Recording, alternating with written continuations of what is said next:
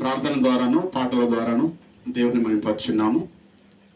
కొద్ది నిమిషాలు దేవుని మాటలు నేర్చుకునే ముందు వాక్య పఠనం చదువుకుందాము. పరిశుద్ధ గ్రంథంలో నుండి కీర్తన గ్రంథము 11వ అధ్యాయము 1 నుంచి 7 వచనాలకు చదువుకుందామండి. కీర్తన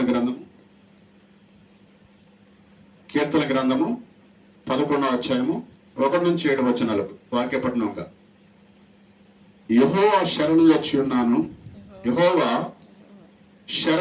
ఉన్నాను, పక్షివలే నీ కొండకు పారిపోము అని మీరు నాతో చెప్పుడు ఎలా? దుష్టులు విల్లెక్కి పెట్టి ఉన్నారు, చీకటిలో యథార్థ హృదయుల మీద వేటుకై తమ బాణములు వారేందు సంధించి ఉన్నారు. పునాదులు పాడైపోగా నీతిమంతులేమి చేయగలరు? యెహోవా తన పరిశుద్ధ ఆలయములో ఉన్నాడు. యెహోవా సింహాసనము ఆకాశమందున్నది.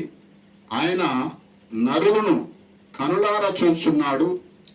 తన కనుదృష్టి చేత ఆయన వారిని పరిశీలించుచున్నాడు. యెహోవా నీతిమంతులను పరిశీలించును, దుష్టులను బలాత్కార శక్తులను ఆయనకు అసహ్యులు. దుష్టుల మీద ఆయన ఉరులు కురిపించును. అగ్ని గంధకములను వడగాలి వారికి పానీయ భాగమగును. యెహోవా నీతిమంతుడు, ఆయన నీతిని ప్రేమించువాడు. యథార్థవంతులు ఆయన ముఖదర్శనమును చేసేదుడు. ఆమేన్. ఈ మాటలో దేవుడు దీవించిన గాక.